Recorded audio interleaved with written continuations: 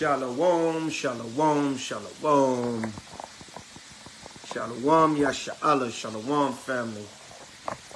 All praises to Yahweh by Shema Mashiach Yahushai. Kwam Yasha'Allah. We still got next. Hallelujah. All that good stuff, Israel, Yasha'Allah.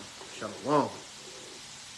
All right, so tonight, Ashar Kadash Rak, Ashar HANUKKAH, Happy New Moon, 10th month, Happy Hanukkah, 6th day, as of evening, or 5th day, if you started on Sunday, sundown, 5th day, if you started on Saturday, sundown, if you started on Saturday, sundown, 6th day, all right? So, Shalom, family. Let me know if y'all can hear me. Let me know. Give me a con 777 if y'all can hear me good. Give me a con 777 if y'all can hear me good. So once again, Ashar Kadash Rak and Ashar HANUKKAH. All right.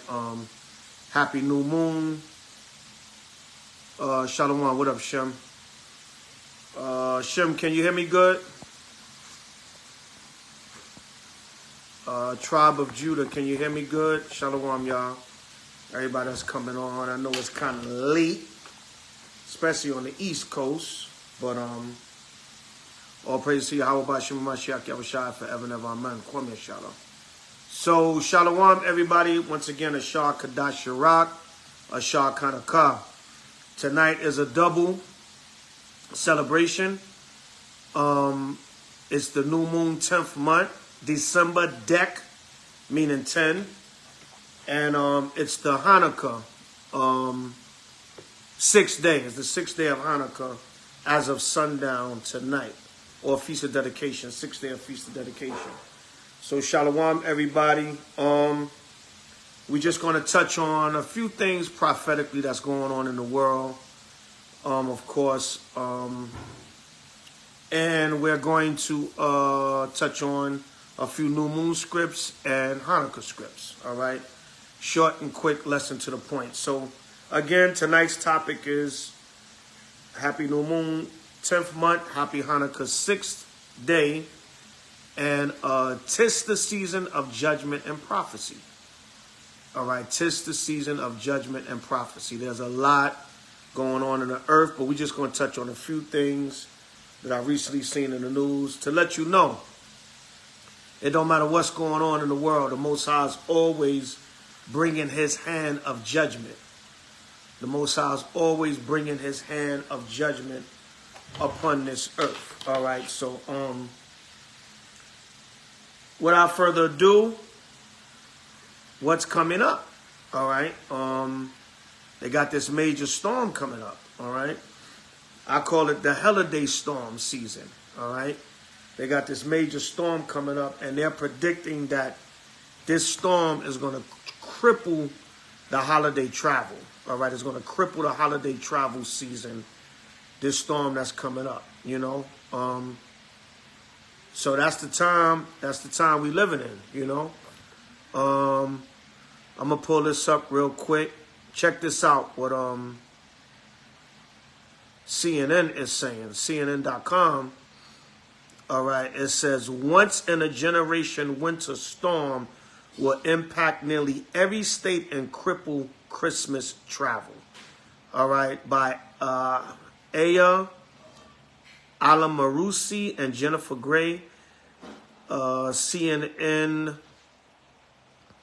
updated 7:22 a.m. Eastern, Thursday, December 22nd, 2022. I'm going to just show it to y'all here on the tablet.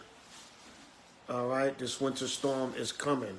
All right, it's coming because the Most High is bringing it. All right, see that? If y'all can see, I know it's kind of bright, y'all.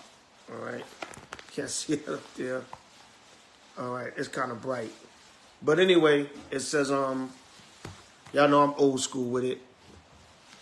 It says, once in a generation winter storm will impact nearly every state and cripple Christmas travel.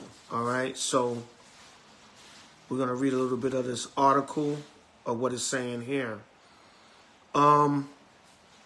A major winter storm and cold blast will impact nearly every state and bring what the National Weather Service is calling a once-in-a-generation type event. See, that's why people always say, well, how you know you're in the last days? How you know this and that and a third? Because you got to understand something. A lot of things that's happening is once-in-a-lifetime events or events that never really took place. Right? Like they tell you about some of the storms and different things that happened in the recent years has never really taken place in history. All right? With the animals being affected in the ocean, you know, the birds falling out of the sky, all kinds of things that's happening with nature and storms that has never happened in the history of mankind. So once again, CNN.com, Thursday, December 22nd, 2022, a major winter storm and cold blast will impact nearly every state and bring what the National Weather Service is calling a once-in-a-generation type event that will cripple travel on some of the busiest travel days of the year. Now, I want y'all to keep that in mind. When it says cripple travel on one of the busiest travel days, on some of the busiest travel days of the year, I want y'all to keep that in mind. The strengthening storm will bring more than a foot of snow and possible blizzard conditions to the Midwest as the Weather Service warns of life-threatening wind chills for millions. More than 90 million people are under winter weather alerts and more than 87 million are under wind chill alerts. The alerts stretch across 37 states, dipping as far south as the Texas-Mexico border. Do you know, I believe today they said that it was 2 degrees in Dallas, Texas, or something like that, or 6 degrees something. And Dallas is normally hot as hell even during the winter months, but everywhere gets a little bit cold during the winter months, you know, everywhere. Even some of the most hottest places, they get cold at night. But it says dipping as far south as the Texas-Mexico border. That's how crazy this storm is about to be in these next couple of days. So what did the Most High say concerning that? Let's go to the scriptures. Let's go to Psalms 148 and verse 8. Psalms 148 and verse 8. And it reads thus and so. I'm going to start at 1. Psalms of 148 and 1. Praise ye Yahweh. Praise ye the Lord from the heavens. Praise him in the heights. So everything in the earth and universe praises the Most High. All right. Reading on verse 8. It says, fire and hail, snow and vapor, stormy wind fulfilling his word. So what did we just read? The strengthening storm will bring more than a foot of snow and possible blizzard conditions to the Midwest. All right. That's what it's saying on CNN.com on a weather report. So what did we just read? Stormy wind fulfilling his word. The strengthening storm will bring more than a foot of snow and possible blizzard conditions to the Midwest as the Weather Service warns of the life-threatening wind chills for millions, right? See that? So the Most High is bringing this storm on this earth. Now let's go to Psalms 83. All right? Let's go to Psalms 83. The Most High is bringing this storm to cripple your holiday season. All right, your so-called Christmas pagan holiday season that all you care about is money anyway. All right, this is Psalms 83, and we're going to start at 14. Psalms 83, and we're going to start at 14. Matter of fact, I'm going to start at 1, then I'm going to jump to 8, and I'm going to start at 1, jump to 6, and then jump down. Y'all can really read the whole psalm on your own. Psalms 83 and 1. Keep not thou silence, O Yahweh. Hold not thy peace, and be not still, O Yahweh. Verse 2. For lo, thine enemies make a tumult, and they that hate thee have lifted up the head. So the reason why the Most High bring these storms, wrath, destruction, punishment, floods, snow, ice, freezing winds, because what? That's for judgment. And keep that in mind. Keep that in mind that the Most High can use the weather for judgment, because I'm going to read something very important later. All right. I'm going to jump down. It says, the tabernacles of Edom and the Ishmaelites, of Moab and the Hagarenes. So as you read down, the Most High, he names all the nations. The Most High names all the nations that have come up against Israel. And he said it. Asaph is praying that the Most High get these nations back for what they have done on the earth and what they have done to his chosen people. So reading on, I'm going to jump down to verse 14. As the fire burneth a wood, and as the flame setteth the mountains on fire, so persecute them with thy tempest, and make them afraid with thy storm. So that's what's coming, all right? The Most High said the threatening storm will bring more than a foot of snow and possible blizzard conditions to the Midwest, as the Weather Service warns of life-threatening wind chills for millions. Didn't we just read stormy winds fulfilling his word? Are we reading now? So persecute them with thy tempest and make them afraid with thy storm. That's what the Most High is about to do. Right? The title of the article says, again, a once-in-a-generation winter storm will impact nearly every state and cripple Christmas travel. All right. CNN.com, Thursday, December 22nd, 2022. And the article was even updated at 7:22 a.m. All right. Today is 12/22/22. All right. If you deal with numerology on a certain level in righteousness, not no bugged out spookism and satanic numerology, but the Most High lines up numbers also. All right, so it says this storm bringing in below 0 degrees wind chill factors is going to be a once-in-a-lifetime generational thing. It says the number of people under winter alerts and wind chill alerts has grown to over 100 million people, or roughly a third of the U.S. population, according to the National Weather Service.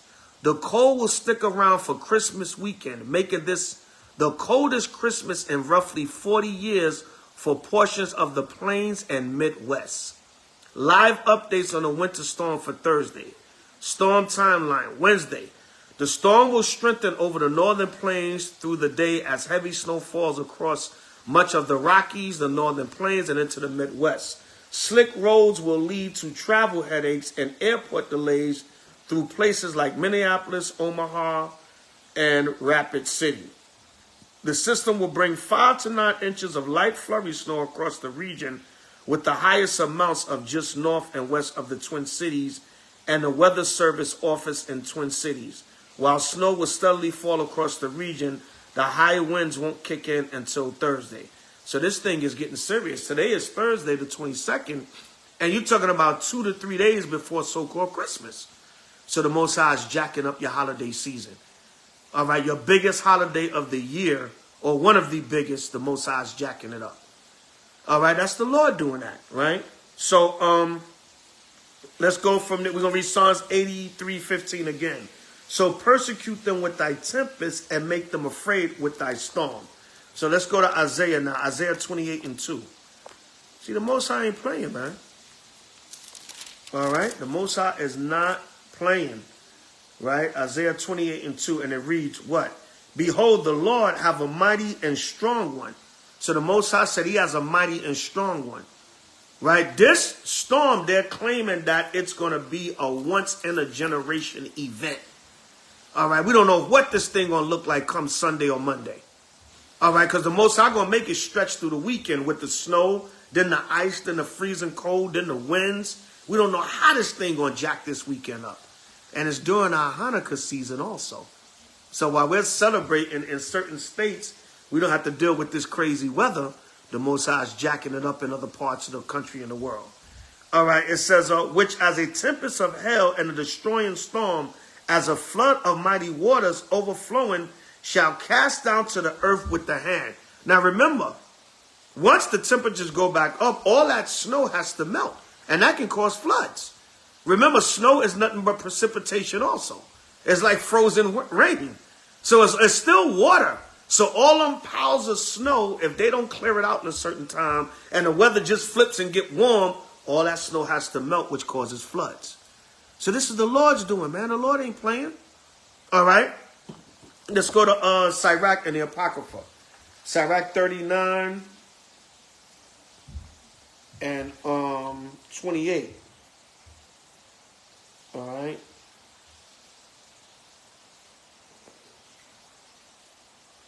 All right. Yeah. Sirach 39. And I'm going to get right to the point. 29. It says, fire and hell and famine and death, all these were created for vengeance. So in the midst of the snow, the Most High can also bring the hell. He can bring freezing rain. He can make it snow, then rain, then make it freeze again and make what they call black ice, where everything becomes slippery and you got pileups on the road and all that. That's the Lord doing that. So understand that we live in a serious time and the Most High is bringing judgment on the earth. These are the current events. 'Tis the season of judgment and prophecy in the earth. All right, now we're going to go to Job 38 and we're going to start at 22. Job chapter 38 and verse 22. Check this out. All right, so the Most High ain't playing, man. All right, check this out in Job. Job 38 and 22. All right, so the Most High, he's letting you know he brings the snow on the earth. It's by his power. All right, everything is by the power of the Most High, by Shema Mashiach Yahushua. Now check this out. Job 38 and 22. And it reads, hast thou entered into the treasures of the snow, or hast thou seen the treasures of the hell? All right, so Job 38, 22, you can link up with Sirach 39, 29. Because the Most High said fire and hell. All right, and just like he did during the 10 plagues in Exodus. Remember the Most High brought hail, snowstorms, all that amongst Egypt. And he can do the same thing. Remember the fire was in the water in Egypt. So the Most High said right here, fire and hell. This is Job 38 and 22 again. Hast thou entered into the treasures of the snow, or hast thou seen the treasures of the hell?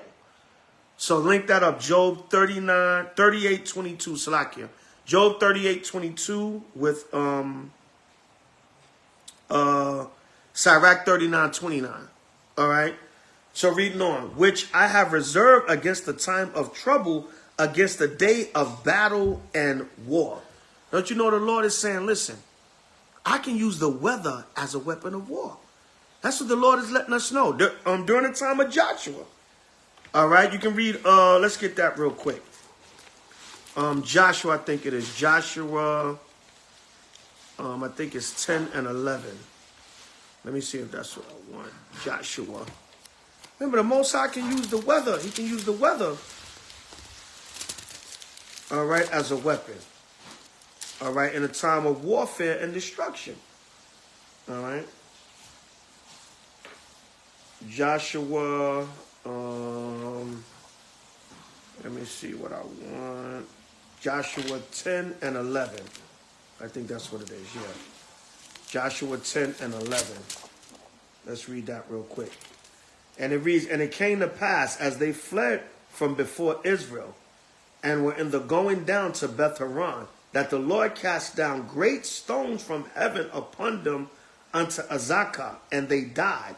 And they Salakia, they were more which died with hailstones than they whom the children of Israel slew with the sword. All right, let me read that again. See that the Most High can destroy our enemies with different. He don't even have to use the sword. All right, he can use the weather. All right, he can use. Let me see.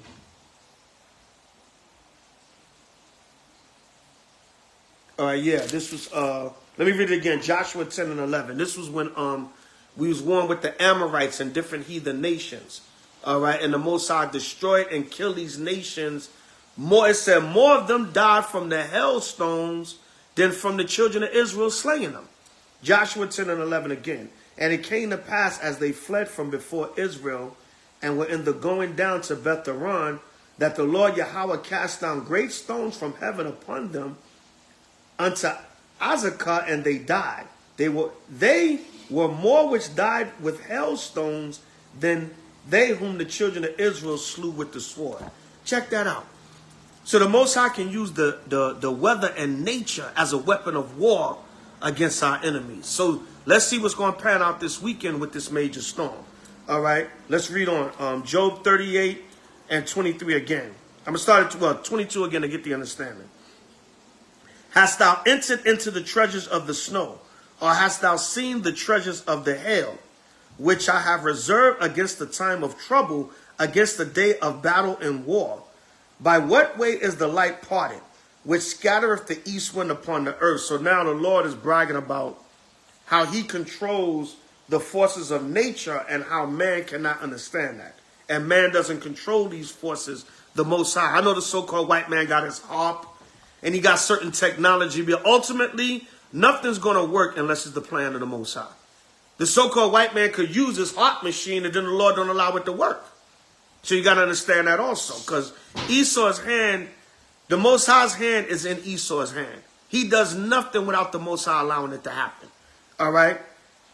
Verse 25, who have divided a watercourse for the overflowing of waters, or a way for the lightning of thunder, to cause it to rain on the earth where no man is, on the wilderness wherein there is no man. The Most High said, look, I cause it to rain where man is not even there. And I still allow the earth and the grass and everything to grow green when man is not even tilling the earth. All right, 27, to satisfy the desolate and waste ground, and to cause the bud of the tender herb to spring forth. The Lord said, look, I caused the rain to fall. So, of course, I caused the snow to fall. I caused the wind to blow. I caused the ice to appear. All right. Reading on, verse 28. Hath the rain a father, or who hath begotten the drops of dew? Out of whose womb came the ice, and the hoary frost of heaven, who have gendered it? Like Esau got that term, black ice. Right, that's that ice you can't see. It blends in with the ground. All right, and that black ice is dangerous. That thing is no joke because you can't see it. Cars can't see it when they on the road. But the Lord said, out of whose womb came the ice, and the hoary frost of heaven, and who gendered it? The waters are hid as with a stone, and the face of the deep is frozen. There you go. Black ice is in the scriptures. All right, the Lord said in verse 30, the waters are hid as with a stone, and the face of the deep is frozen. All right? So the Most High causes all that black ice, snow, wind, all that. That's all from the Most High. Thus saith the Lord, thus saith the Holy Bible. So this winter storm is coming. Now, we're going to go back to this article, CNN.com, and I'm going to read from the top again, and I'm going to link it up with something here. All right, now check this out. Check it out again. All right, it says, a once-in-a-generation winter storm will impact nearly every state and cripple Christmas travel. Now, I'm going to read the Nelson's Compact Bible Commentary, right? Nelson's Compact Bible Commentary. It gives you a verse-by-verse explanation from the biblical scholars of what the scriptures is speaking about. Even though the Most High give us the understanding, but sometimes it's good to use study tools. There's nothing wrong with it, because it goes along with what we understand already anyway. All right, this is the Compact Bible Compact Bible Commentary, Nelson's Compact Series, page 348, under Job 38. Let me say, yeah, this is page 348, under Job 38, 19 through 21. But I'm going to read the commentary for the verses that I just read. I'm going to read the commentary for verses 22 through 30. Now check this out. It says, by asking if Job understands the unpredictable weather phenomena, the Lord reveals that his designs are not centered on humanity alone. Though Yahweh, God, utilizes meteorological elements to intervene in human affairs. The Most High said he used meteorological elements to intervene in human affairs. What does this article say?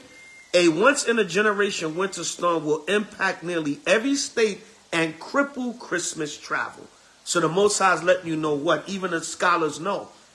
They let you know what? That the Lord can use the weather to interfere with human affairs.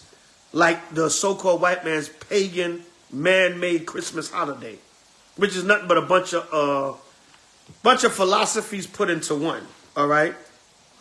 It says on. Let me read on. It says he also uses them to limit the chaotic wilderness and sea that lie outside the human realm, meaning he controls nature. All right, he controls the seas. He controls the animals. He uses the weather as that also. All right. It says the graphic metaphor of the treasury for snow and hail portrays these elements as weapons in the arsenal of God. Right. Let me read 38, 22, and so you can't make this up. Job 38, 22, and 23. Hast thou entered into the treasures of the snow, or hast thou seen the treasures of the hail, which I have reserved against the time of battle, against the day, against the time of trouble, against the day of battle and war. All right, let me read it again. It says, the graphic metaphor of the treasury for snow and hail portrays these elements as weapons in the arsenal of God. He uses hail as sling stones. See Joshua 10 and 11 that we read earlier. He prepares other weapons, including snow. See Psalm 68:14. Thunderstorms, lightning, see verse 24, and winds, see 37 and 9. Frost of heaven, since frost is water vapor from the atmosphere that has condensed on cold surfaces, the word heaven may refer to the atmospheric heavens. All right, so let you know, the biblical scholars know that when the Most High talks about the weather in Job, he can use it as an arsenal and weapon of war. It says the weather, the meteorological elements can be used as a weapon to intervene with human affairs. A once-in-a-generation winter storm will impact nearly every state and cripple Christmas travel. All right, a major winter storm and cold blast will impact nearly every state and bring what the National Weather Service is calling a once-in-a-generation type event that will cripple travel on some of the busiest travel days of the year. The strengthening storm will bring more than a foot of snow and possible blizzard conditions to the Midwest as the Weather Service warns of life-threatening wind chills for millions. See that? So this is all of the Most High. This is all of his power. He does what he wants on the earth, and if he decides to shut down your holiday season, that's exactly what he's going to do. All right, let's get the book of Psalms. Let me see out of what. All right.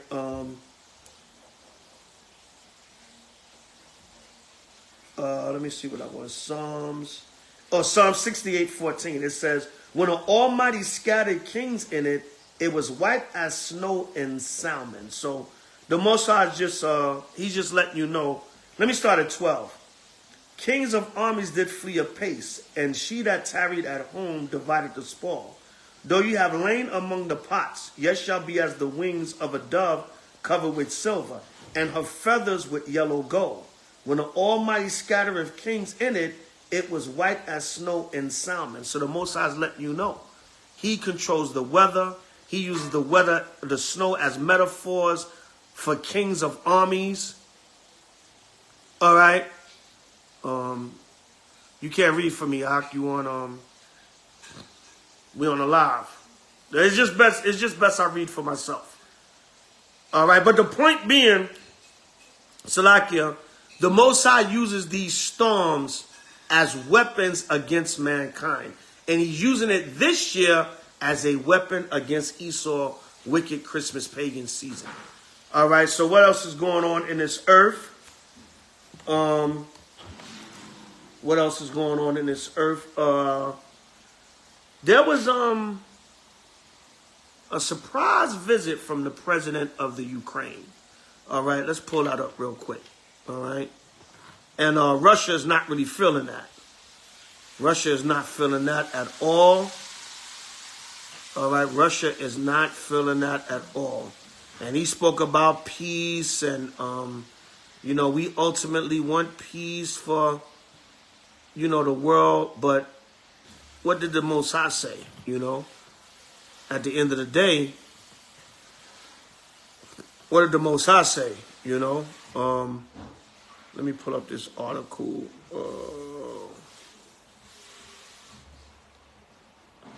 Okay, yeah, there we go. This is the bbcnews.com for U.S. and Canada. 14 hours ago, so that was roughly earlier today, December 22nd, 2022. It says, Russia has strongly, let me read the article, the top. Ukraine war, Zelensky's visit shows neither Ukraine nor U.S. want peace, Russia says. So basically, Russia is saying they're antagonizing the war by, you know, him meeting up with Biden for this surprise visit, because they claim the visit was a surprise. He did a Christmas surprise or a December surprise. Y'all can look up October surprise. There was a I ain't gonna even give it away. Do your homework on it. There's something known as October surprise in the history. All right, when I'll touch on it real briefly, right? The October surprise, and that was by Senior Bush. All right, and then there was his son, Baby Bush. All right, tried to imitate it, but I'm gonna read it right here. Here it is. It says October surprise. In U.S. political jargon, an October surprise is a news event that may influence the outcome of an upcoming November election, particularly one of the U.S. presidencies, whether deliberately planned or spontaneously occurring, because the date for national elections, as well as many state and local elections in early November, events that take place in October have greater potential to influence the decisions of prospective voters and allow less time to take remedial action. Thus, relatively last-minute news stories could either change the course of the election or reinforce the inevitable. The term October surprise was coined by William Casey when he served as campaign manager of Ronald Reagan's 1980 presidential campaign. However, there were October election up-ending events that predated the coming of the term. Let me look up the Bush one. Okay, Bush versus Clinton. All right, Salakia.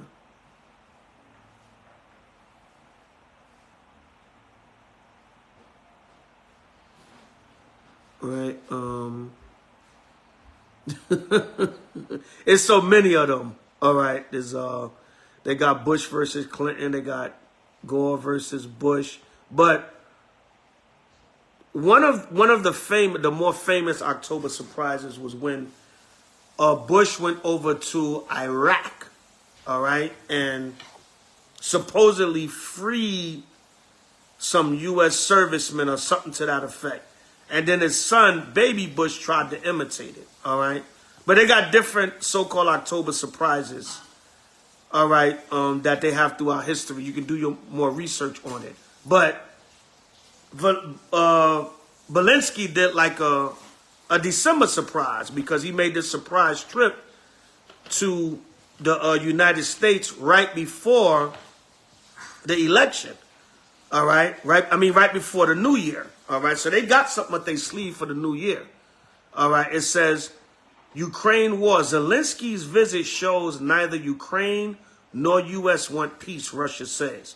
Russia has strongly criticized the visit to Washington by Ukraine's Vladimir Zelensky, accusing the U.S. of fighting an indirect war against it. In other words, Russia is saying that the United States is fighting a proxy war against them. War by proxy. That means when you finance and give the weapons to someone else, right? For them to fight the war, you don't want to fight it directly, so you strengthen another army against your enemy. All right, so that's what America did in the Russian-Afghanistan war. All right, the Russian-Afghan war, you can read about that that was the CIA. That's what Al Qaeda comes from. Al Qaeda means the base, or as in the computer database. That was the code name for the database that the CIA used when they were fighting when they were financing the Afghan rebels against the Russians. How did the Afghan rebels defeat the Russians? All right, they did it by United States arming them and fighting what they call a war by proxy. All right, so this is what Russia is accusing the United States of doing with Ukraine. It says President Joe Biden has pledged $1.85 billion, all right, or $1.45 billion $1.85 billion in U.S. currency of military aid for Ukraine, including an advanced missile system to help guard against Russian attacks. In a defiant address to U.S. lawmakers, Mr. Zelensky welcomed the assistance. But Russia's U.S. ambassador said these provocative actions would lead to an escalation with severe consequences. Anatoly Antonov told Russian state media that Moscow was trying to appeal to common sense at all levels, but talk of delivering the Patriot missile system to Kiev was deeply disturbing. Zelensky's secret journey from Ukraine to U.S. They got the path on how Zelensky traveled over to the United States secretly. It said Patriot missiles are capable of Patriot missiles are capable, effective, and expensive. The White House says they will help defend Ukrainians against Russia's barbaric attacks on Ukraine's critical infrastructure. Now, y'all know me. You know, these wars, these little wag the dog wars, right? These little wag the dog wars. That's actually a movie. Watch that movie. It's called Wag the Dog. It shows you how they manipulate wars and different things, right? But these wag the dog wars, like I said, when Russia and Ukraine first broke out, I said, call me when the nukes and chariots start flying. Because I don't want to see a war on TikTok, a war on social. Oh, the other day they had some lady was walking down the street and boom, a bomb went off next to her at a building. No, that ain't no real war. When you have real warfare, the whole land is shut down. There's going to be bombers and destruction every damn where. But, you know, that time will come. The Most High will escalate and turn this thing up. It says Moscow has complained that no calls for peace were heard during President Zelensky's trip to Washington. That's not true.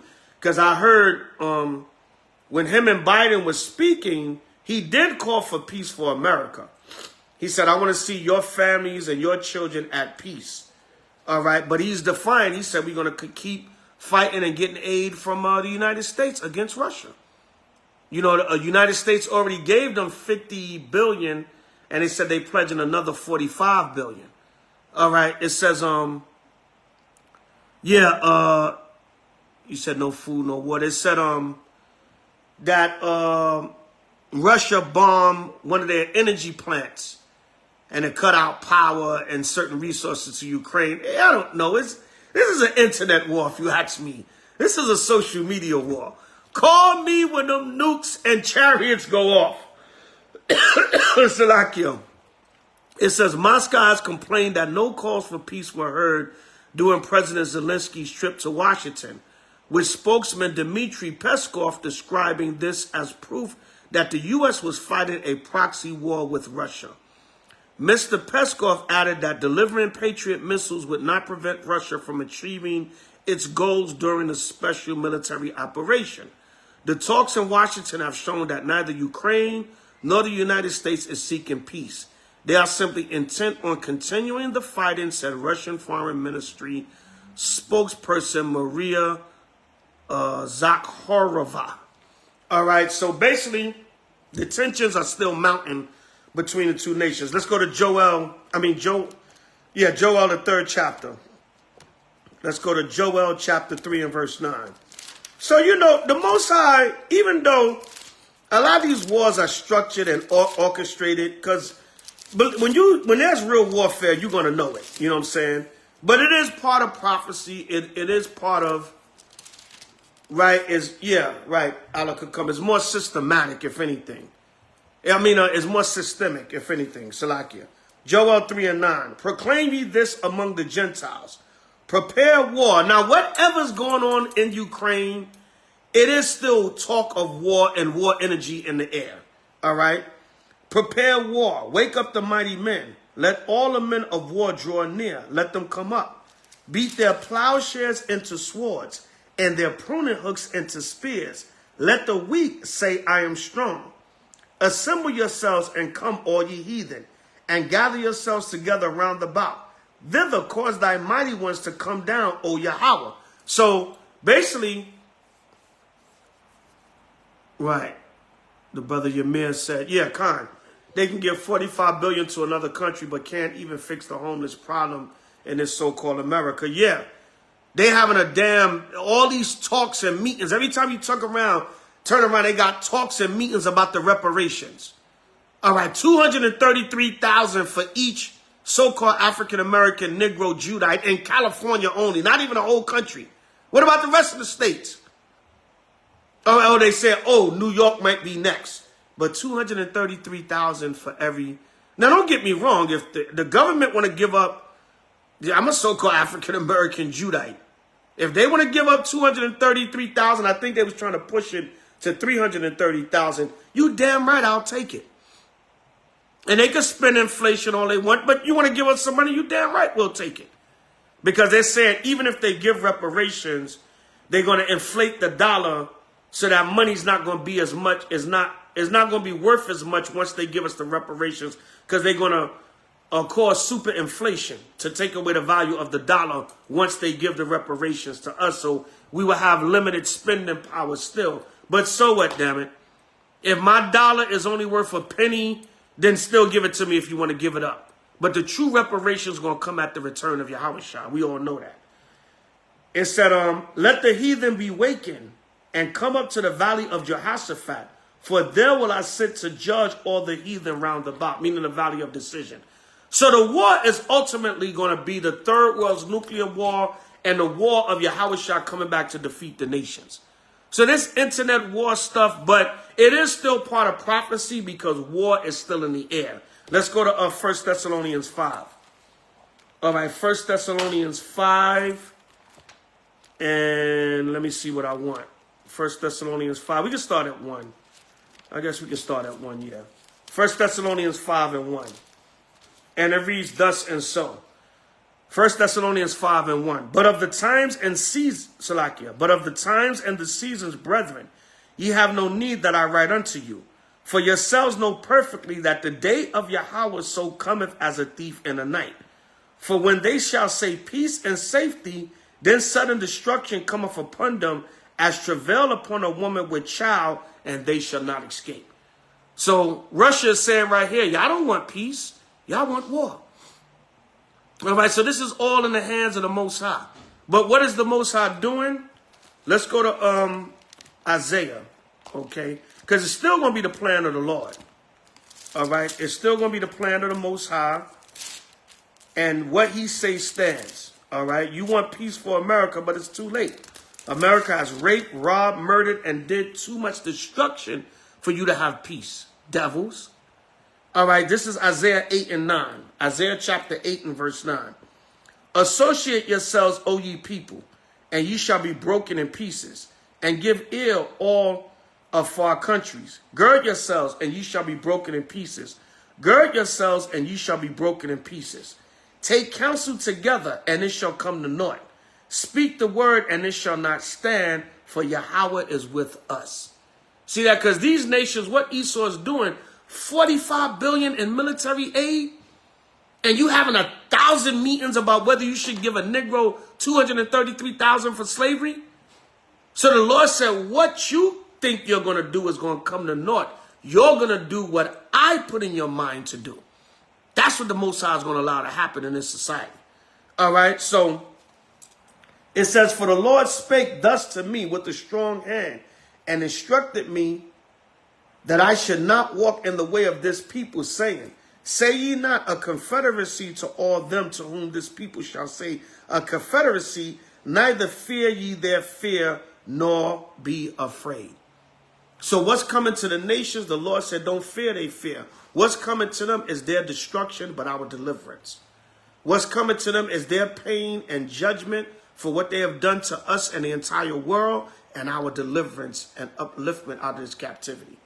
All right, so let's get one more. Psalms 33 and 10. So what they got planned, if it's not of the Most High, now their plan can go along with the Most High, don't get me wrong. But if it's not of the Most High, it's going to come to naught. All right, Psalms 33 and 10. The Lord bringeth the counsel of the heathen to naught. He maketh the devices of the people of none effect.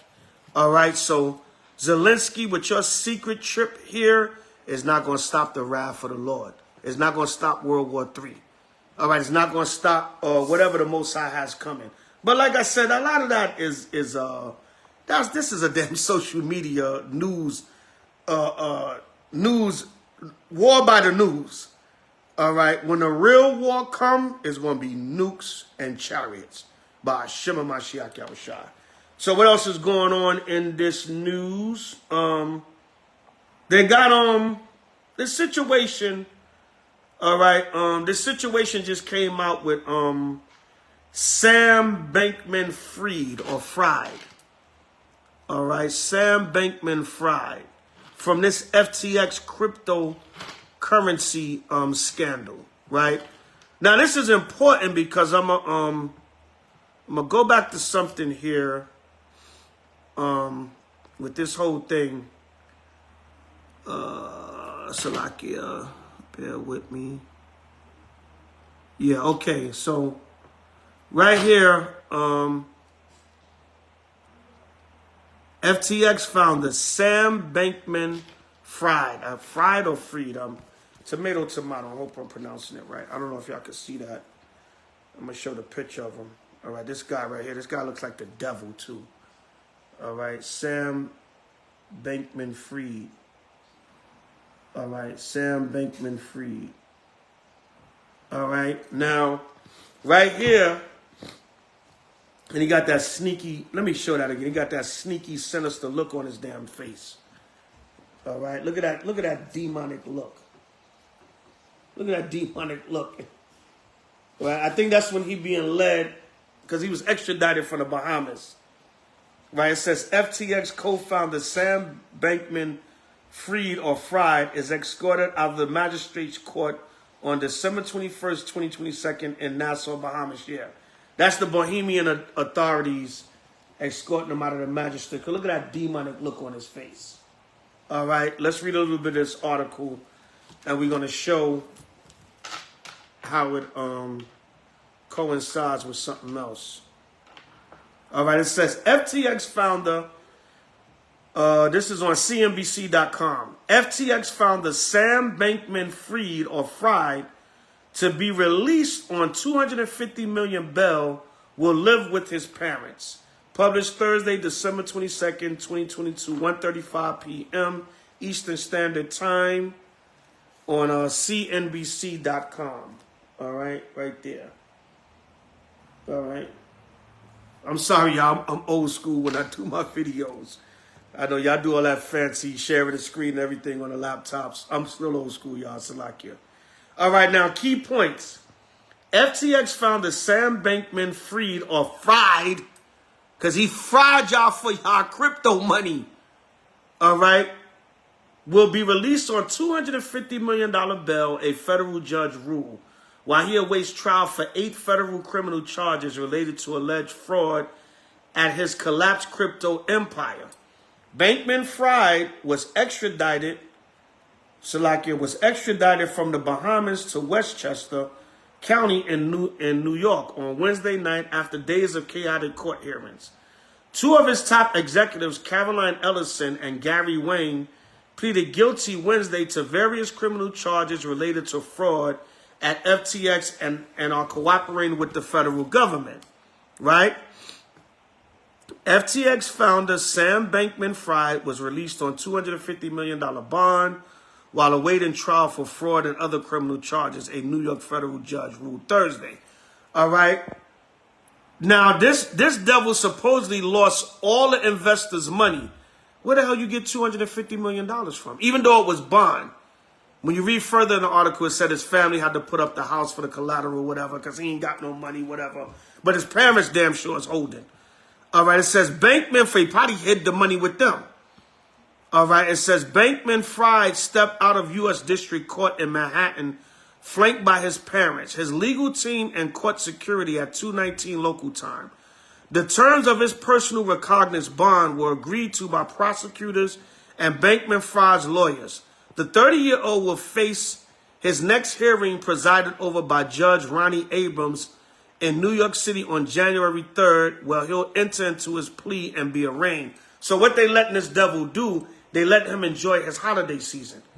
Let me or you steal over $3 billion, or however much is, we're going to read it as we go down. Let us steal that kind of money. We'll be under the damn jail. Or we won't have $250 million bond to make. All right? But they letting this devil enjoy. He's probably a so-called Jew. Sound like a so-called Jew. They letting him enjoy his Hanukkah, his Christmas, and his damn New Year. Because you devils be embracing and you being partaking of all them different holidays anyway. Even if you're Jewish. It says, you know what I noticed now? Not to go into a tangent, but yet still on topic. Especially in New York City, you see a lot of these so-called Jews now taking off their tassels and their yarmulkes, they damn beanies, or whatever the case may be. Right? A lot of them, they don't even want to be seen. Right? They don't want to be seen as being so-called Jewish. The Most High is doing that to take the spirit off them. Now they running around, the girls are dressing in mini skirts and pants, and they just not. Like, I grew up in New York City seeing so-called white Jews years ago.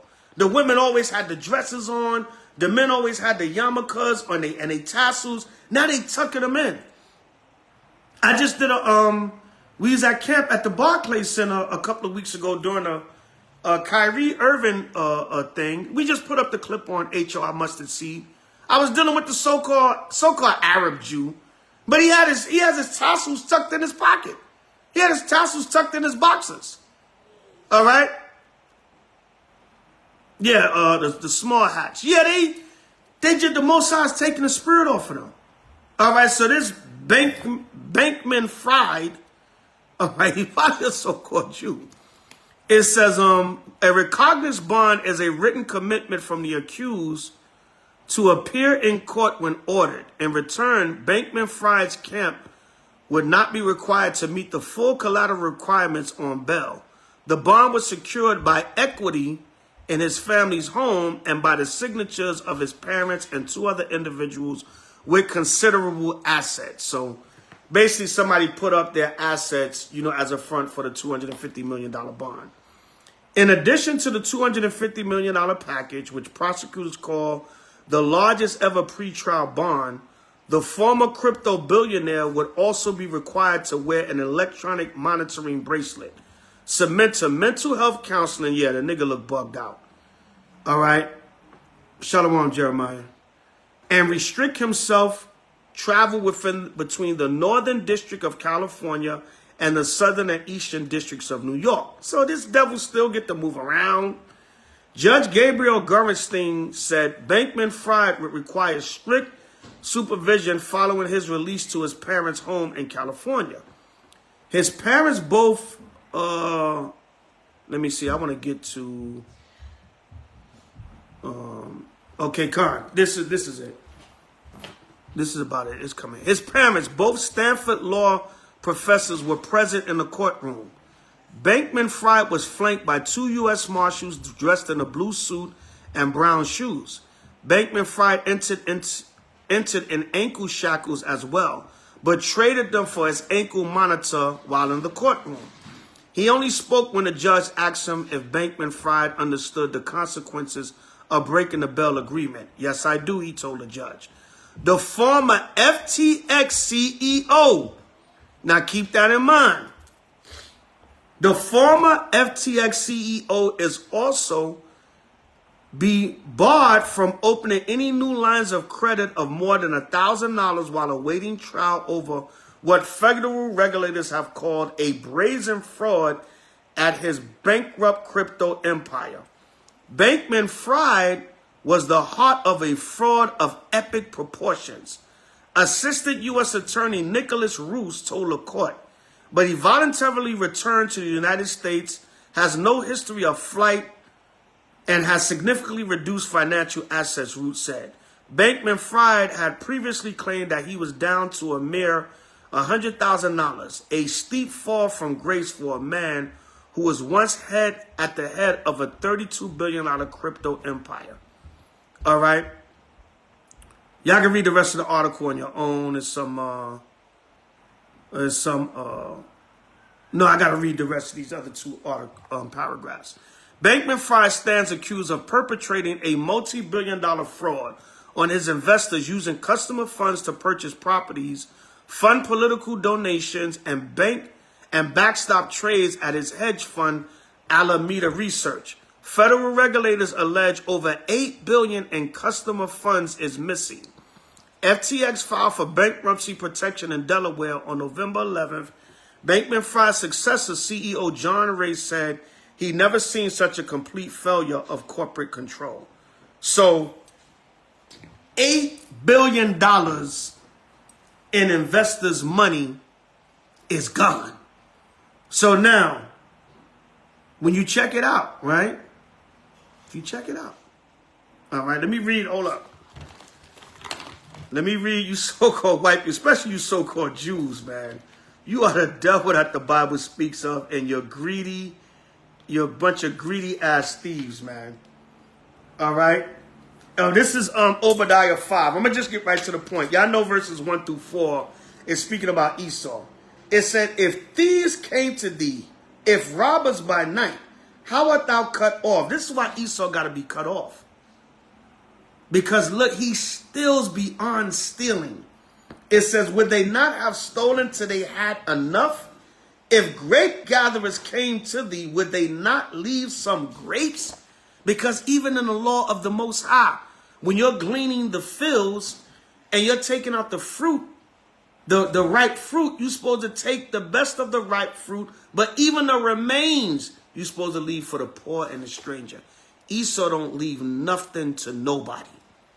All right, $8 billion in customers' funds. So now, in this cryptocurrency debacle, it leads us to the recent death of this brother, this DJ dancer, whatever he was. This guy, Twitch Boss, from the Ellen DeGeneres show, all right? Which the Ellen DeGeneres show has been cursed, all right? It has been cursed ever since Anne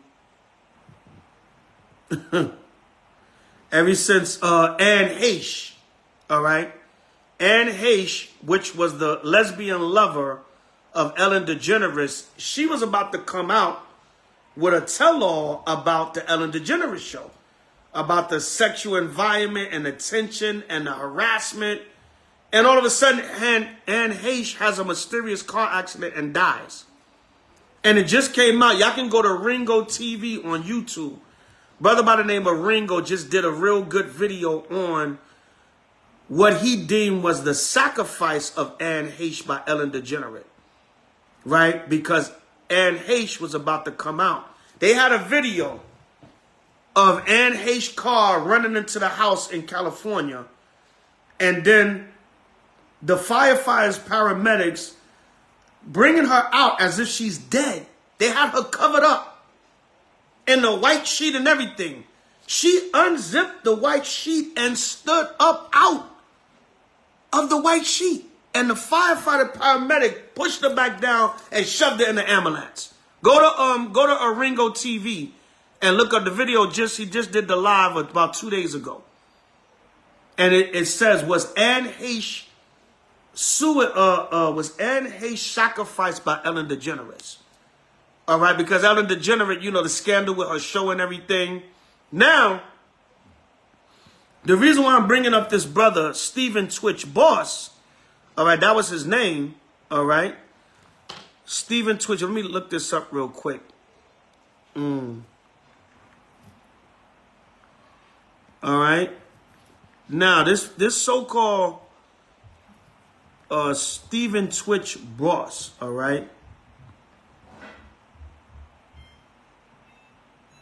is alleged that the actor Columbus Short, the actor Columbus Short came out and said that Twitch was depressed because of losing all of his money in crypto. In what company? FTX. All right. We're going to get it right here. All right. Here it is. Here it is right here. I'm going to show y'all. It said, what did Columbus Short say about FTX Twitch money problems? Claim explained in wake of DJ's untimely death. All right, there's Columbus Short with Twitch right there. Now, why is this relevant? Because I'm going to read the article here, and I might even play some of this for y'all to hear. Now, check out what Columbus Short said. Everybody know the actor Columbus Short, Stomp the Yard, all right, other different movies. It said, American actor Columbus Short recently suggested that Stephen Twitch boss was having financial problems that led to his untimely death. On December 15th, the 40-year-old personality took to his Instagram handle to post a new, now deleted video where he pitched a theory that boss invested heavily into something that took away his entire life savings. Check that out. Now, what was that allegedly Twitch invested in? It was FTX cryptocurrency. All right. So now, let me see if I can play the video a little bit, and y'all can hear what Columbus Short have to say. All right. Let me know if y'all can hear it. I'm old school, y'all. I'm sorry. I'm old school with these videos, Salakia. Because we're not, as a people, we're not prone to suicide, you know? Wait. Reasons. Hold on, I'm gonna play it. Let me start it from the beginning. A lot of people lost a lot of money recently. Let me know if y'all can hear it. Twitch Day. We lost Twitch. I want to talk about reasons. But let's get down to the brass tacks of it. A lot of people lost a lot of money recently. Fuck FTX. And that's the only time I'm going to use that word. For that man and everybody that was involved in that. Steph Curry wasn't involved in that. Twitch wasn't involved in that. Every celebrity, they were just doing what they thought was going to be working. And it didn't work. This guy robbed everybody. So, he's getting his work. But look at. Okay, so now that's what Columbus Short had to say about FTX and the death of Twitch. All right, now, what does the scripture say? First and foremost, you're not supposed to kill yourself. And I don't know if this is true. This is just what information that's coming out. But Twitch is found dead December 13th. Just the other day, this Bankman-Fried is brought up on charges of FTX failing. All right, Columbus Short is saying, well, the brother Twitch was depressed because of losing all his money in FTX. Now, is that true? I don't know. This is just a theory. Because normally we as a people don't kill ourselves over money. Even though statistics claim that suicide is up by 30% among so-called African Americans. All right, they claim that suicide is up amongst us. But this is what the Most High said. All right, let's go to Wisdom of Solomon. All right, let's go to Wisdom of Solomon, chapter 1, and we're going to start at verse 12. Wisdom of Solomon 1, Salakia. Wisdom of Solomon 1 and 12, and it reads, seek not death in the era of your life, and pour not upon yourselves destruction with the works of your hands. Now, that's twofold. That means, let's link that up with Ecclesiastes. Let's go to Ecclesiastes 7. All right. And 16. Ecclesiastes 7 and 16. It says, be not righteous over much, neither make thyself over wise. Why shouldest thou destroy thyself? Be not over much wicked, neither be thou foolish. Why shouldest thou die before thy time? So that scripture in Wisdom of Solomon 1 and 12, that could be twofold. That means seek not death in the era of your life, and don't pull upon destruction with the work of your own hands. Meaning, don't be over wicked where the Lord have to kill you before your time. And also, literally, don't seek to take your own life. Don't let that demon of depression over money, riches, material things. I'm not saying this is the case with Twitch boss, this brother Twitch from the Ellen DeGeneres show, right? Word is coming out that Twitch could have also been a sacrifice by Ellen DeGeneres. She sacrificed and Twitch boss. All right, Stephen Twitch boss. But this theory of him being depressed because he lost all of his money is coming out from Columbus Short. Now, I first saw this story on Willie D. Y'all know Willie D from the Ghetto Boys on his podcast, YouTube show, whatever you want to call it. He brought this out. He broke this story. And Willie D made a good point. See, a lot of y'all, I can believe, I'm not really going to argue with the statistics, even though we're not prone to suicide. So-called African Americans, that's not really our spirit. But in these latter days, we have become so in love with this society and money and material things. And where a lot of us want to be like the so-called white man and the other nations, that spirit can easily jump on us as a people also. So I don't know. I could believe that. I could not believe it. You know, I'm not the suicide expert. I'm not counting the statistics and the numbers, but that's what's being brought out due to our people wanting to live so much in this system. But on the other hand, we lose all our money and be like, what the hell? Brother Stephen Twitch boss, he could have been like, look, man, I ain't, I just make it back. I start dancing and DJing and cooning. I'll get another white woman show to be on, and I'll dance and DJ on there. I'll get this money back. He could have started doing private shows, whatever. I don't know if the brother committed suicide or he was sacrificed by Ellen DeGeneres, whatever the case may be. The Most High, for whatever reason, the Most High did put him to death. All right, and I believe he was married to an Edomite. The Most High could have killed him for that. I believe that woman, she looks, I don't know, she don't really look like she could be Hispanic. Her name looks like an Edomite name. The one his wife, he was dancing all in the videos with. I believe she's an Edomite. Most High probably killed him for that because Deuteronomy 7 and 3 said we're not supposed to make marriages with the other nations. That's in the law.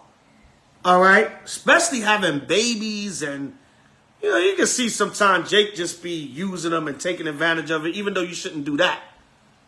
Right, but marrying and having families with them is too many Black, Latino, and Native American women that need husbands in the household for us to be giving our energy, our loins, our spirit, our seed to these women of the other nations.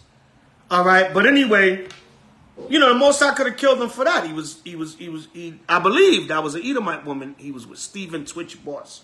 But anyway, the Lord says, seek not death in the era of your life, and pull not upon yourselves destruction with the works of your hands. For Yahweh made not death, neither have he pleasure in the destruction of the living. Meaning what? The Most High, he allowed death to come in the earth through Satan, through man's sin and wickedness. But he didn't make us to just die. He made us to live on the earth, keep his commandments, and then he say the day that we die. All right? It says, for he created all things that they might have their being, and the generations of the world were helpful. And there is no poison of destruction in them, nor the kingdom of death upon the earth, because the Lord put us on the earth to live. If it's time for you to not be on the earth no more, he determines that. All right? But ungodly men with their works, Salakia, for righteousness is immortal. But ungodly men with their works and words called it to them. For when they thought to have to their friend, they consumed to naught, and made a covenant with it because they are worthy to take part with it. Meaning death is for the ungodly. But for the righteous, it's immortality. And you're not supposed to be sitting there letting no demon tell you to kill yourself. If that's the case, if there's any truth to what Columbus Short said, but it could be something to this, because right as Stephen Twitch Boss so-called commits suicide, this whole FTX scandal comes out. Even though it was coming out back then, but now it came to us. So this guy stole $8 billion from the investors. There was a white woman that invested, and that's another thing. Even you so-called Negroes. All right, let's read Proverbs. A lot of y'all chasing money, chasing this, chasing that. A lot of y'all, yo, invest in crypto, invest in crypto. Now, I'm not a crypto expert, all right? But I know at one time, you know, me and some brothers, we invested, but I won't get too specific, but we put up some significant money to invest in crypto. And that damn thing went belly up within 2 months. Now, we pulled out before we lost all of our money. I think we only lost like a couple of hundred. We pulled out and got most of our money back. All praises to Yahweh and Yahweh Shai. My point being, a lot of y'all in Israel, even in the truth, y'all chase after money and riches, and you want to run with the next money-making idea. That's all good. But only invest. Willie D said this about the whole cryptocurrency thing with Twitch, with FTX, whatever, with this story with Columbus Short. Only invest what you can afford to lose. This so-called white woman, a lot of you so-called white people are dumb as hell too. Esau, for all the smartness and rule of the earth, you are dumbass people too. She invested her whole life savings, $1.2 million. And that devil, Bankman fried her for her damn money. And she went over there crying. I think she flew to the Bahamas or to New York, wherever, to confront him when he came, when the authorities brought him out. I think it was to the Bahamas. So she could look him in the eye and say, you stole my money. And more likely than not, them people not getting that money back. So let's say if this is true, you got to be careful as a so-called black celebrity. If this is true, I'm not saying. Maybe the brother was depressed and committed suicide. Maybe he wasn't. I don't see him dancing in a video with his white woman and then killing himself. But either way, let's say secretly he was depressed because maybe he lost all of his life savings in this FTX crypto scandal. But Willie D made a good point. He said only invest what you can afford to lose. An investment is simply that. An investment can go up or down. It's like the stock market. It's like a new business. You don't know. That's why, people quit their jobs. I'm going on faith. I'm going to start. No. I tell people all the time, if you don't have a business or something set up where you're making the same as your job already or more, stay your ass on your job. Well, you're still making money. Or stay with whatever business you're doing. Only invest or put out there what you can afford to lose. Or, okay, I got an extra 300. I'm going to try to put this into this business. I'm going to invest in this. This way, if it fails, you're not asked out all your money. But people are so greedy in this society that they put I'm going to make a major profit. They put all their life savings up and then lose everything. Could that have been the case with this brother Twitch? I don't know. All right, Proverbs 11:4. Riches profit not in a day of wrath, but righteousness delivereth from death. So you got to be careful, man. Chasing these riches, always, you got to know how to be content, whether you have little or much. Let's get that in Philippians. Let's get the classic. All right, well, Paul said that. Let's go to Philippians. You got to know, man. So if this brother was depressed about losing his life savings in FTX cryptocurrency, I don't know. That could be the case. That could not be the case. I don't know. Shalom, Yeshaya. All right, that could be the case. But the bottom line is, a lot of y'all, you want to invest. I put this money, that money. I lost this amount of money. I lost $7,000. I lost this. I lost that. You gotta know what you putting your money in. And then you gotta know when you giving your money to a total stranger. And then don't give such a big, give what you can afford to lose. All right, let's go to Philippians 4:11. Not that I speak in respect of want, for I have learned in whatsoever state I am, therewith to be content. I know both how to abase and I know how to abound. Everywhere and in all things I am instructed, both to be full and to be hungry, both to abound and to suffer need. I can do all things through Yahushua, which strengtheneth me. So money should never be your God. Money should never be your main purpose on it. Balance it out. It's okay to have a hustle, multiple streams of income. You know, I want to make sure me and my family is good. I want to make a decent amount of money so I can help myself and my family. I can help the nation. That's another thing. A lot of y'all chasing money, money, money. You don't even help out the nation like that. How much do you do for this truth? You heap a lot of that money up to yourself to do your little material carnal things. But how much love and do you share with the nation? When you're blessed, you're supposed to do good to yourself and give the Lord his portion. I tell you that in Sirach. So back to this brother with this whole Sam Bankman-Fried, Stephen Twitch boss situation with this FTX thing. There's one theory coming out, and Columbus Short said it, that this brother might have took his life because of financial issues investing in this FTX. If he didn't, he might have been a sacrifice by Ellen DeGeneres. But either way, all right. Let me see. Let's go to Sirach. Sirach, Ecclesiasticus. Let me see what I want. Let me see what I want. Let me see what I want. Sirach 30. Let's get another classic. All right. Sirach 30. And let's start at 22. Sirach 30 and 22. Start at 21. We're going to start at 21. Sirach 30 and 21. Give not over thy mind to heaviness, and afflict not thyself in thine own counsel. The gladness of the heart is the life of man, and the joyfulness of a man prolongeth his days. So the Most High basically is saying, don't give yourself over to depression. Now, like I said, I'm not saying this brother Stephen Twitch boss that he killed himself because he lost all his money in the FTX scandal. It does seem suspicious with the timing of all this coming out and the brother killing himself. We don't know. Or maybe he was not. Maybe he was suicided, you know. Maybe more information will come out, you know.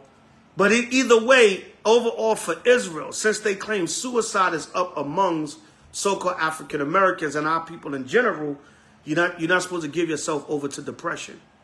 That's why you got to get into these scriptures and the love of the Most High Yahushua to balance out when you feel bad in his kingdom. It says, love thine old soul and comfort thy heart. Remove sorrow far from thee, for sorrow hath killed many, and there's no profit therein. All right, so sorrow, depression, all that have killed many. You lose money, just try to make it back. Pray to the Most High, get out there, be motivated, try to get another job, another business, whatever. If you're keeping these commandments and doing the right thing, especially for Israel, you should not be thinking about killing yourself over no damn depression. You know, when we lost that little bit of money in the crypto investments, hey, a couple of $100, it ain't gonna make. We didn't lose the lion's share, but we got the money back, and brothers were able to be refunded. And you only, like Willie D said, only invest what you can afford to lose. But a lot of y'all, or a lot of these people that don't have the spirit of the Most High Yahushua, what do? You invest all this money with this white boy and then lose it, and then what can happen? You can end up in a depressed state financially or whatever. I don't know. You know, maybe the brother was depressed about other things or whatever and just took his life. Maybe he didn't. All right, but this whole mysterious thing around people dying from the Ellen DeGeneres show, that got to be looked at also. Or sacrificed it from the Ellen DeGeneres show, that got to be looked at also. So what else is going on in the news? I'm just touching on some things real basic. Another rapper has died. Now, I don't know if he was killed. There's early reports coming out. This rapper here, right here, from Memphis. All right. This rapper, Big Scar. All right. Never heard of this dude a day of my life. All right. Memphis rapper Big Scar dies according to post by Gucci Mane. All right. There you go right there. Big Scar. Another rapper dead. Oh, this is from Fox 13 News. Like I said, I never heard of this dude a day of my life. But another rapper dead, y'all. And obviously, he was somebody kind of known because he was dealing with Gucci Mane. I heard of Gucci Mane before. All right. So, y'all got to be mindful of the time that we're living in. It says, Memphis, Tennessee, December 22nd, 2022 at 8:49 p.m. Central Standard Time. Big Scar, a Memphis rapper. This is Fox13News.com. Memphis, Tennessee. Big Scar, a Memphis rapper signed to rapper Gucci Mane's record label, has died Thursday. His death was confirmed by Gucci Mane in an Instagram post. This hurts, Gucci Mane posted. I'ma miss you. Gucci Mane probably sacrificed him. The cause of Scar's death is unknown. Scar, whose real name was Alexander Woods, was 22. What are you dying at 22? But see, what did we read earlier about riches? Look what he's sitting up. He's sitting in Vegas. I think he's at the Bellagio in Vegas with what? A stack of money. You see all the stacks of money on he's holding? You see that? This is where their mind is at, man. They worship money. It said, according to one of Scar's last Instagram posts, he was set to go on tour with Key Glock, also a rapper from I think I heard of Key Glock before, as part of his Glaucoma Tour 2023. Scar's death follows the killings of two other Memphis rappers. Related, Memphis rapper Snooty Wild's family frustrated about lengthy death investigation. Young Dolph looked back at the murder that rocked Memphis. Young Dolph was killed November 17, 2021 at Makiba's homemade butter cookies in Memphis, and Snooty Wild was shot. Snooty Wild was shot to death February 25th in Houston. Fox 13 reached out to authorities to learn more about Scar's death. This story will be updated when we learn more. All right, so they're not saying much about Scar's death right now. They're not saying about him being shot or killed or nothing like that. But you know, once again, let me show it. Look at what our people are. He's there holding the stacks of money. I think he's at the Bellagio in Vegas. That that's the hotel where they got the waterfalls at in Vegas.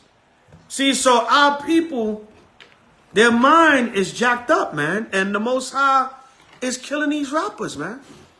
All right, let's get it. All right, this is Amos 5. Let's get another classic.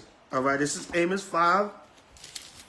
All right, and let me see what I want. Amos 5:23. Take thou away from me the noise of thy songs, for I will not hear the melody of thy vows. All right, verse 21. I despise your feast days, and I will not smell in your solemn assemblies.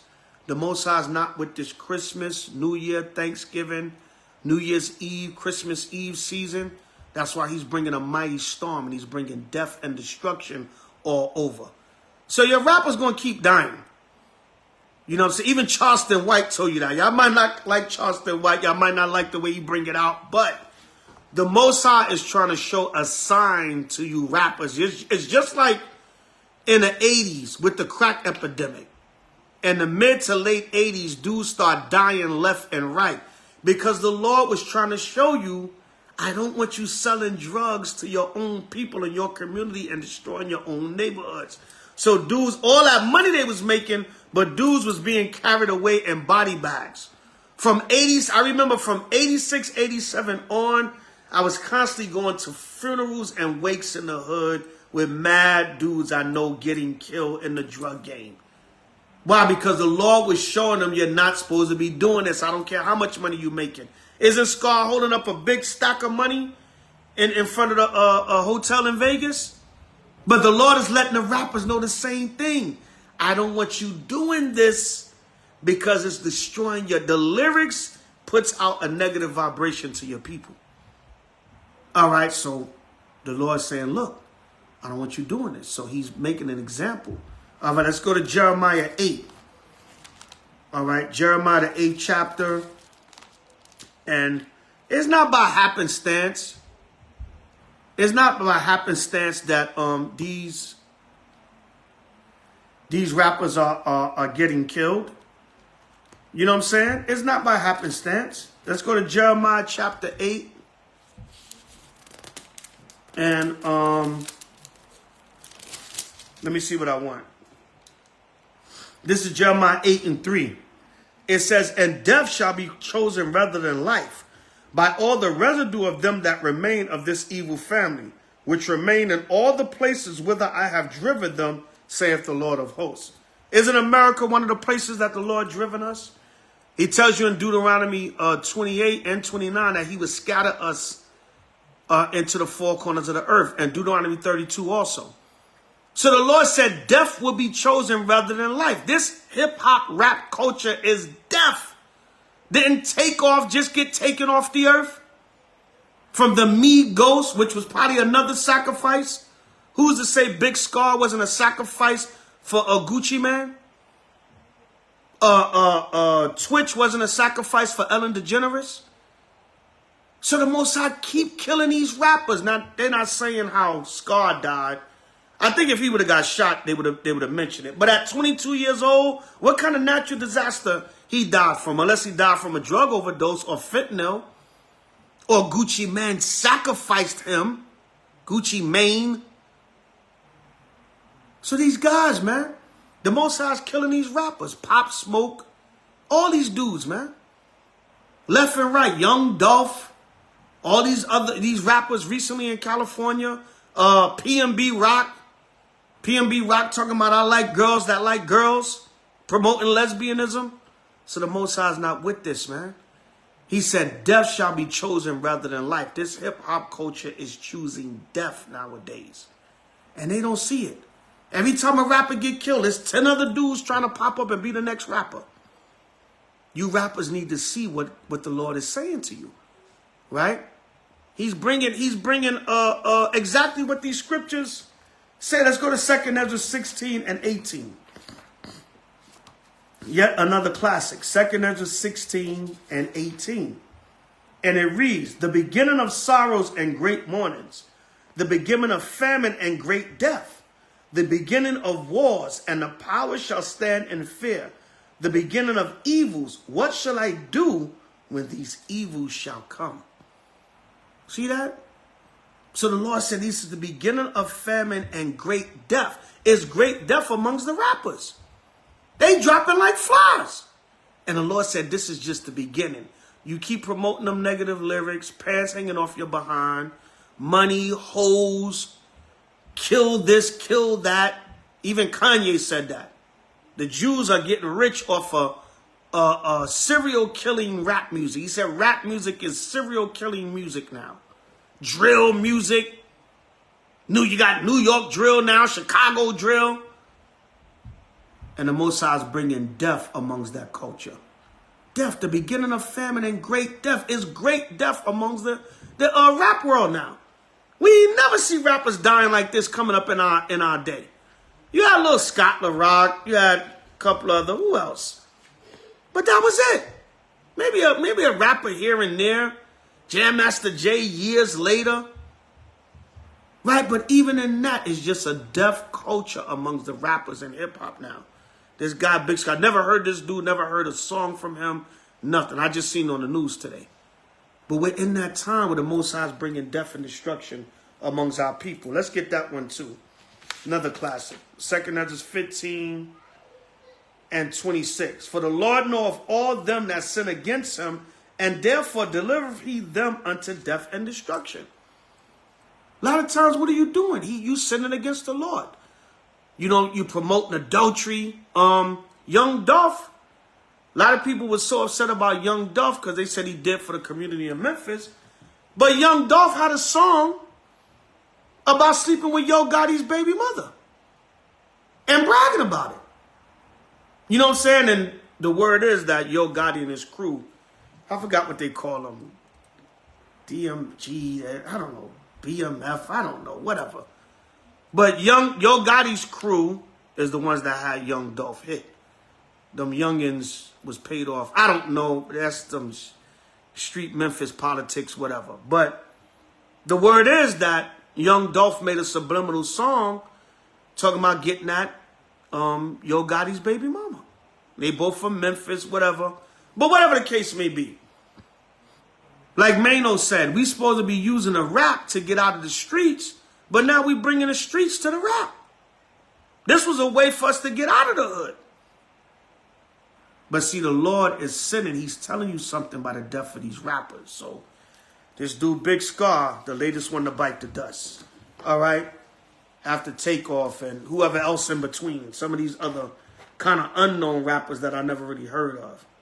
All right? So that's just some of the stuff that's going on in the media. They got this one last thing, this triple demic. All right, which is I believe is another fear tactic. It ain't nothing but another fear tactic by the news media. You know what I'm saying? The triple demic. Right here, this is CNBC.com. 14 hours ago. You really should mask up again, says infectious disease expert. The triple demic is hitting too fast and too furious. I published on December 22nd, 2022, 12:08 p.m. Eastern Standard Time. Renee Oqui, all right, on CNBC.com. All right, you really should mask up again. All right, another fear tactic. That's all this is. More fear tactics, sensationalism. Let me read a little bit of this. We don't have to go too much into this. Most Americans aren't wearing face masks anymore, and their timing isn't great, says a leading infectious disease expert. Just 26% of Americans reported in October that they're wearing masks outside of their homes. That's a decrease of about 20 to 50% from 2022 and 2021, according to data collected by the COVID Stage Project. Yeah, because you can't breathe in them damn masks. It's cutting off your damn circulation. All right. Shalom. Natisha Anya Yasha'ala. Shalom. Arthur S. L. Lightsil, you trying to join? You trying to join in? I don't know. Send another message or what's going on, what you trying to do. At the same time, COVID-19, the flu, and respiratory syncytial virus, RSV, are all spreading at alarming rates, overwhelming hospitals nationwide. COVID alone currently accounts for 386 deaths per day, according to, here we go again, according to the Centers for Disease Control and Prevention. The flu and RSV likely add to that figure, though the agency doesn't report the number of deaths per day for those viruses. Here we go again with these scare tactics, because I don't see it. I don't see it. I haven't really wore a damn mask since 2022, and I ain't really been sick, besides the regular winter colds or when the weather changed that I get. All right, now I'm just one person, but this is a lot of hype. But could this turn into something? Could the Most High turn this into something?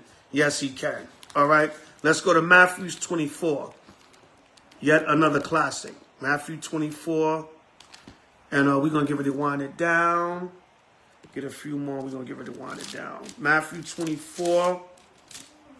And we're going to start at 7. We're going to start at 7 and get right to the point. For nation shall rise against nation, and kingdom against kingdom. And there shall be famines and pestilences and earthquakes in divers places. All these are the beginning of sorrows. Now, in 2020, COVID was supposedly a pestilence. They claim a lot of people that they said was dying from COVID was not dying from COVID. It was other underlying medical issues that they were blaming on COVID. But we were in somewhat of a pandemic, whatever it was. Now they calling this they're not even calling this an epidemic or a pandemic. They calling it a triple-demic. Whatever the hell. Are they going to put all these diseases together and release them to the population? You never know. But Yahweh Shah said there would be pestilences in the earth. It says, all these are the beginning of sorrows. But what? We don't fear. Because why? If you're keeping the commandments in Yahweh Shai, you're not worried about these things. So once again, I don't know if this is a fear tactic or, the Most High could just be allowing people to get sick and killing them. But either way, this whole triple-demic, they don't went beyond, epidemic. Epidemic is like local. Pandemic is like worldwide. And triple-demic, I guess that's universe-wide. Right? Triple-demic now. But anyway, either way, these are some of the things that's going on in the earth. 'Tis the season of judgment and prophecy. Just a few current events. And many more. There's tons of other stuff going on we could talk about. All right. And, you got the situation with, I think I might do a separate video to touch on that. The situation with Romeo and Master P. And that's getting pretty ugly, man. Father and son, they getting real messy on the internet. And that just shows the culture and the curse of hatred amongst us as a people. All right, but I'm going to get a few more and wind this down. Stay away from this Christmas holiday. All right, stay away from this Christmas holiday. This is not of the Most High. Like I said on so-called Thanksgiving, don't get tempted by the turkey. All right. And you Negroes now, you Negroes, Hispanics, and Native Americans, especially y'all in this truth, don't get tricked by the tree. All right, so this is St. Mark 7. And let me see what I want.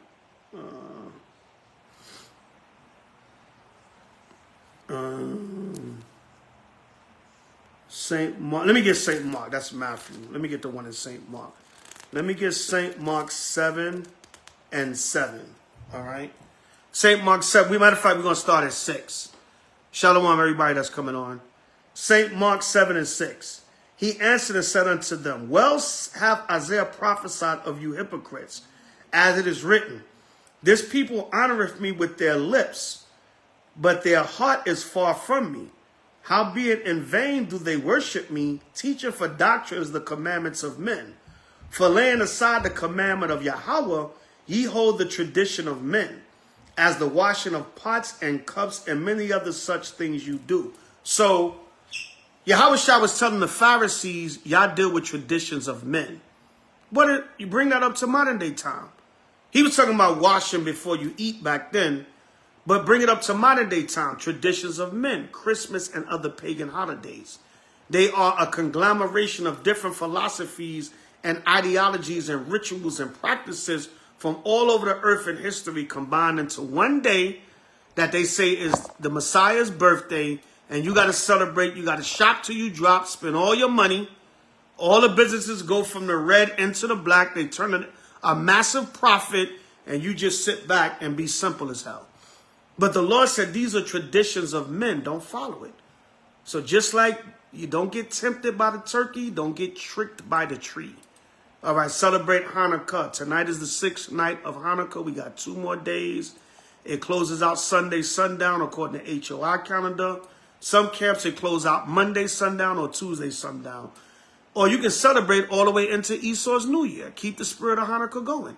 Just to go against a pagan season. All right, so this is the Zondervan's Compact Bible Dictionary. This is on page 108 under Christmas. It says Christmas, the anniversary of the birth of Christ and its observance, celebrated by most Protestants and by Roman Catholics on December 25th, by Eastern Orthodox churches on January 6th, and by the Armenian Church on January 19th. So with a real birthday of Yahweh Shai, please stand up. All right. The first mention of its observance on December 25th is in the time of Constantine about AD 325 at the Nicene Council. Because Constantine was a pagan. And what he wanted to do, he wants to mix pagan Babylonian practices with the scriptures. So Constantine was the one that incorporated Christmas into the Bible, or the birth of Nimrod. Because December 25th is really the birth of Nimrod, the ancient Babylonian king. All right, it's not Yahushua, but he wanted to merge the two together to mix paganism with the Bible. All right, so he can have more power in his kingdom to appease the Christians and the pagans. The date of the birth of Christ is not known. But we know that it's according to Luke, the 2nd chapter. Everybody can read Luke, the 2nd chapter. We don't have to get it. But Yahushua's birth took place around the Passover and the taxing season in Jerusalem, which historically those events take place in the springtime. Hence, we know Yahushua was born on or around the Passover. All right, around we want to say 4 BC. All right, because most scholars say he died 29 AD at the age of 33. So he was born in 4 BC. All right. It says, the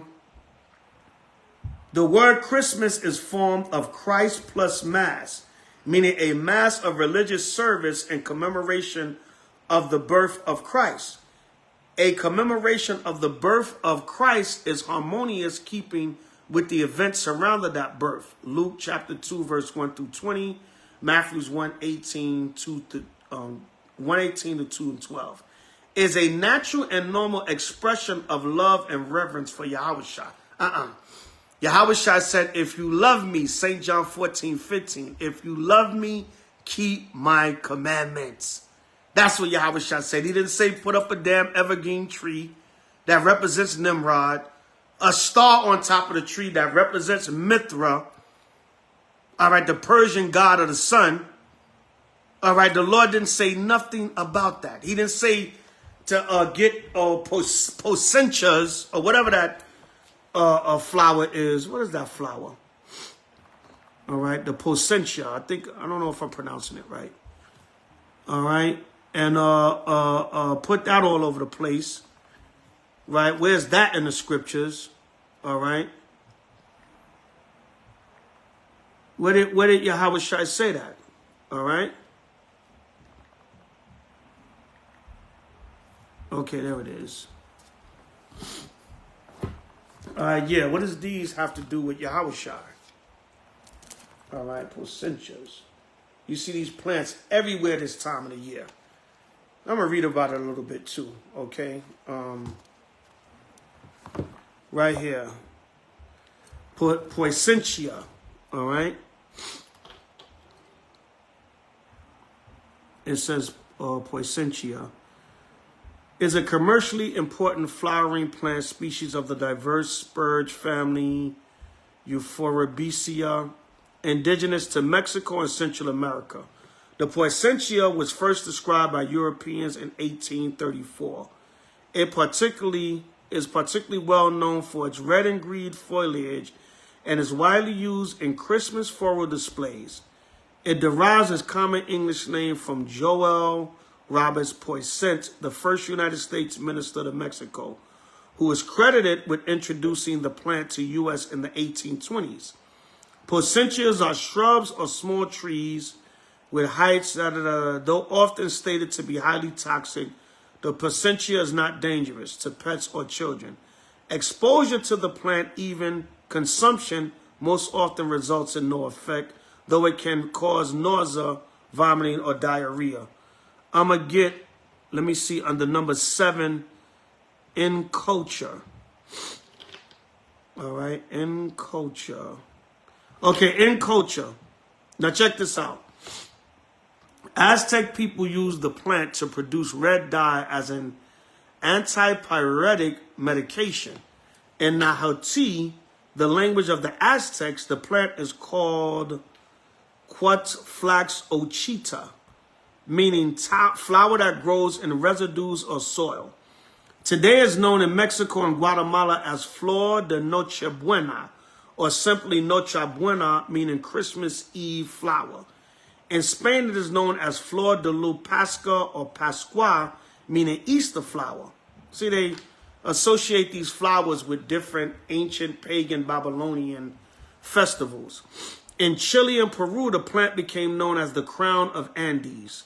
The plant's association with Christmas began in the 16th century Mexico, where legend tells of a girl commonly called Pepita or Maria, who was too poor to provide a gift for the celebration of Jesus' birthday and was inspired by an angel to gather weeds from the roadside and place them in front of the church altar. This has nothing to do with the birth of Yahushua. All right, it says, crimson blossoms sprouted from the weeds and became placentias. From the 17th century, Franciscan friars in Mexico included the plants in their Christmas celebrations. The star-shaped leaf pattern is said to symbolize the Star of Bethlehem, and the red color represents the blood sacrifice of Yahushua's crucifixion. Placentias are popular Christmas decorations in homes, churches, offices, and elsewhere across North America. As a result of an extensive marketing campaign by the Eck family that began by shipping free placentias to television stations for use on air. In the U.S., December 12th is National Placentia Day, marking an anniversary of Joel Roberts Placentia's death. But nothing to do with the Bible and the scriptures. All right? Man-made philosophy. So that's why you see these plants a lot of times during the Christmas season. And it goes back to this legend where this little girl in Mexico didn't have a gift for Yahushua's, for Christ's birthday, but yet and still, that's not written nowhere in the scriptures for you to bring Yahushua a placentia for his birthday. And we just read, I'm going to read this again. This is under Christmas in the Bible Dictionary, the Zondervan's Compact Bible Dictionary. Under Christmas, it reads, the anniversary of the birth of Christ and its observance, celebrated by most Protestants and by Roman Catholics on December 25th, which is Nimrod's birthday, because the Roman Catholic Church goes back to ancient Babylon. All right? Which is Nimrod's birthday, December 25th, ancient Babylonian king. On Eastern Orthodox, January 6th, and by the Armenian Church on January 19th. We can stop right there. What is the real date of the birth of the Messiah? Even they telling you, right, Zondervan is telling you it's just a man-made philosophy built around man-made customs that really have nothing to do with the birth of the Messiah. So stay away from it, all right? Stay away. We just read in Amos 5 earlier that the Most High hate and despise the feast days of this society. All right, let's go to Job 4. All right, Job, let me see what I want. Is it 4 or 14 and 4? Salakia.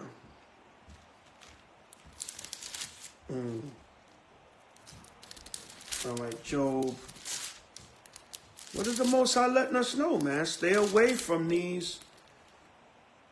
Job 14 and 4. Who can bring a clean thing out of an unclean? Not one.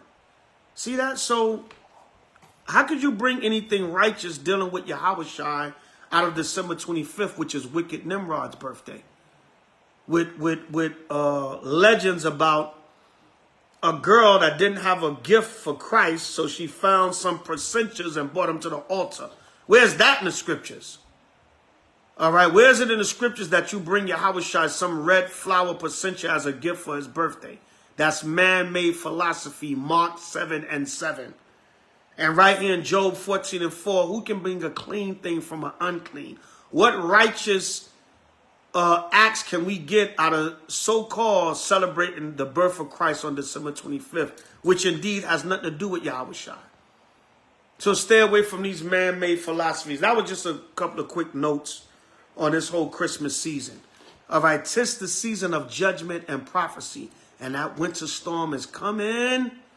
Whoa, boy, that winter storm is coming, and it's going to jack your holiday up. I can't wait till Sunday, Monday, Tuesday, see how much damage. Hell, probably into the new year.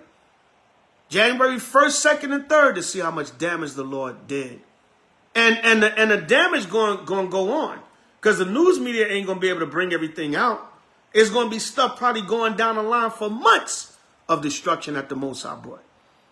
All right, so while we in our feast time, new moon, 10th month, happy Hanukkah, 6th day, the Hanukkah season, while we celebrating our righteous feast day, the Most High is bringing judgment upon our enemies in their feast day. Ba Shema Mashiach Yahushua. All right, so we're going to get a couple of new moon scriptures, a scripture on Hanukkah or two, and close it out. All right, let's get Psalms 83. I think I want. Yeah. Psalms 83. Psalms 81, Salakia. Psalms 81, 3 and 4. Psalms 81, 3 and 4. And it reads, blow up the trumpet in the new moon, and a time appointed on our solemn feast day. For this was a statute for Israel and the law of the power of Jacob. All right? Right.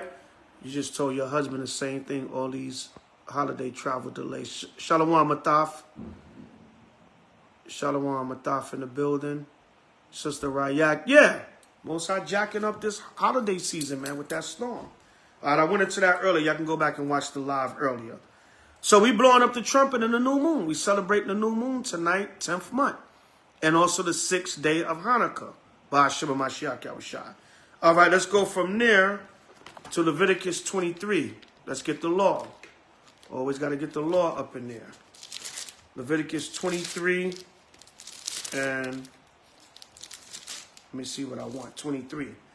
And the Lord spake unto Moshe, saying, speak unto the children of Israel, saying, in the 7th month, in the 1st day of the month, ye shall have a Sabbath, a memorial of blowing of trumpets and holy convocation, which is the new moon. The 1st day of any month is the new moon on the Hebrew calendar. Ye shall do no servile work, meaning work for hire, but ye shall offer an offering made by fire unto Yahweh. So in the law, it tells us to celebrate and keep our new moons every month at the beginning of the month. The new moon, which is the dark moon, the way we understand it at HOI. So we are to celebrate it every year. And every year during the Hanukkah, you're going to get a new moon. Keep that in mind, Israel. Every year during the Hanukkah, during the 8 days of the Hanukkah, you're going to get a new moon.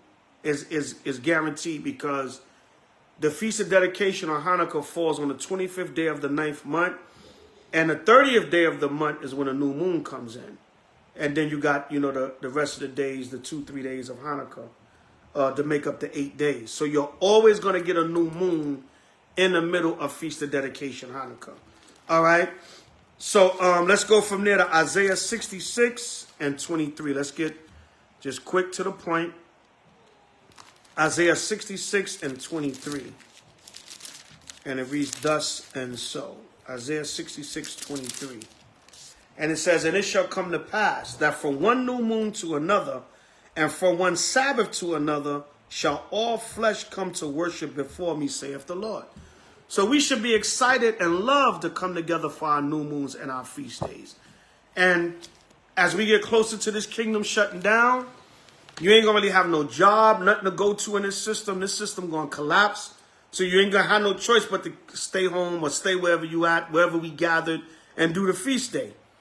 And in the kingdom, everything shuts down on the Most High feast day, and we're going to keep them all as a nation and make the heathens acknowledge them in the kingdom of heaven. All right, this is 1 Maccabees 10 and 33. Since we in the midst of Hanukkah or Hanukkah, let's get one of the Maccabees. 1 Maccabees 10 and 33. Moreover, I freely set at liberty every one of the Jews that would carry captives out of the land of Judea into any part of my kingdom. This is King Demetrius speaking about allocating certain freedoms to Israel to keep the feast days. All right. Salakia. All right. Still a little under the weather, y'all. Into any part of my kingdom, and I will that all my officers remit the tributes even of their cattle. Furthermore, I will that all the feasts and Sabbaths and new moons and solemn days and 3 days before the feast and the 3 days after the feast shall be all days of immunity and freedom for all the Jews in my realm.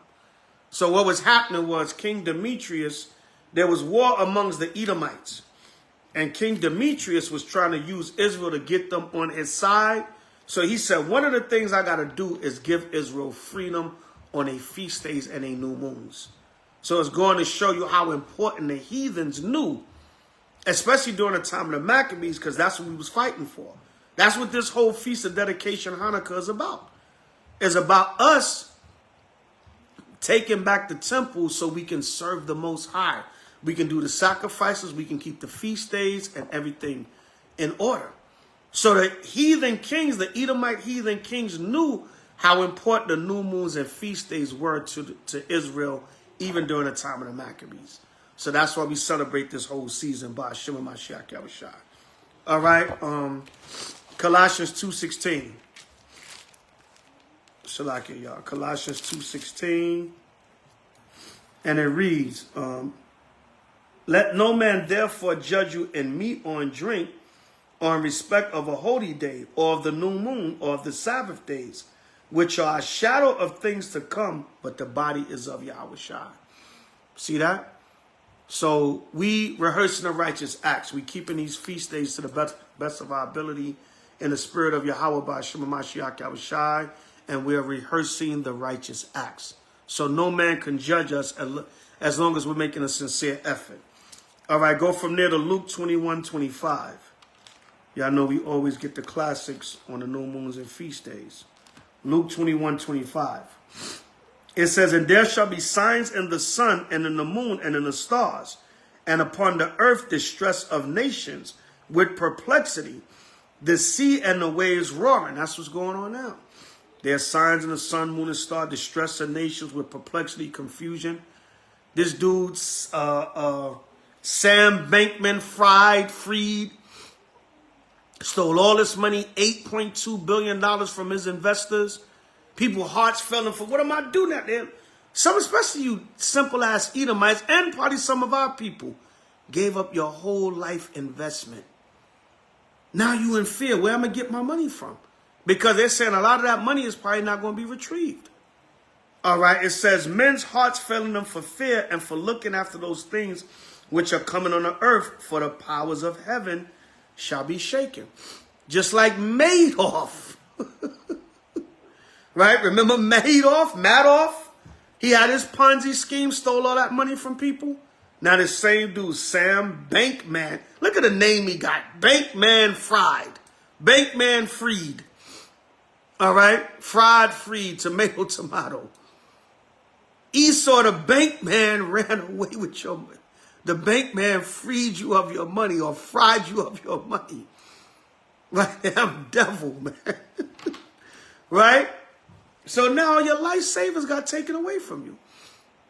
Right? It's sad. The ones of our people that invested, they claiming this Stephen Twitch boss, he might have committed suicide because of depression over losing the money. Who knows? All right, it says, for the powers of heaven shall be shaken, and then shall they see the Son of Man coming in a cloud with power and great glory. And when these things begin to come to pass, then look up and lift up your heads, for your redemption draweth nigh.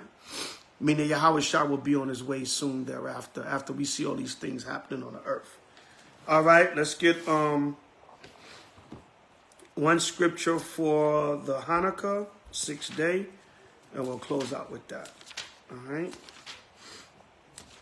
So first Maccabees, second Maccabees, Salakia. Second Maccabees, that's a second. A little tongue-tied, Salakia, y'all. Second Maccabees 1, and we're going to read 8 and 9, and then 18.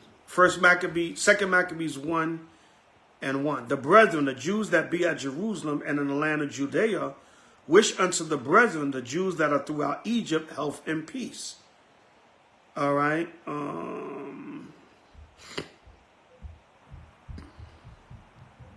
Verse 9. I'm gonna just jump to 9. And now see that ye keep the Feast of Tabernacles in the month Caslu, meaning in the 9th month, because you missed it in the 7th month.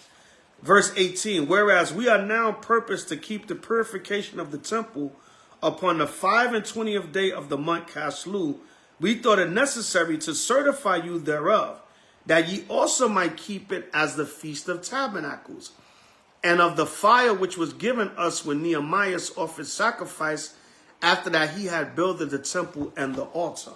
Meaning what? They patterned the Feast of Tabernacles after the Feast of Dedication after the Feast of Tabernacles, with the 1st and the 8th day being the high holy days and the 8th-day celebration of it.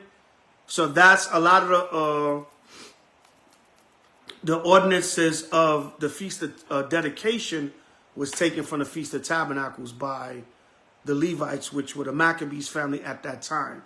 The whole 8-day dedication of the temple. They even took the trees and the boughs at one time. All right, so the Feast of Dedication, or the Hanukkah or Hanukkah, is patterned after the Feast of Tabernacles. All right, all praises to Yahweh B'Shem Mashiach Yahushai. And they kept it during that time. They encouraged the brothers in Egypt to keep it because they were suffering and they couldn't properly keep, the Feast of Tabernacles. So they told them to keep both in the 7th month back to back. All right, and we'll get some more into that history during the closing of the Hanukkah service. But that's it for now. It's getting late on both coasts, Israel. So if y'all learn one thing tonight, I've done my job in encouraging you to stay in the spirit. Ashar Kadash Sharak, happy new moon, 10th month. Ashar Hanukkah, happy Hanukkah, 6th day. All right, at even tonight. Everybody stay in the spirit, enjoy this season, and watch the Most High bring the judgment on this earth. 'Tis the season of judgment and prophecy in the earth. Zephaniah 3 and 5. Every day do the Most High bring his judgment. He brings his judgment to light every day, every morning. All right, so we in that time. So once again, Ashar Hanukkah, happy Hanukkah, 6th day. Ashar Kadash Sharak, happy new moon. 10th month. All praise to Yahweh and Yahweh Shai. Much love to all you brothers and sisters in Yahweh and Yahweh Shai.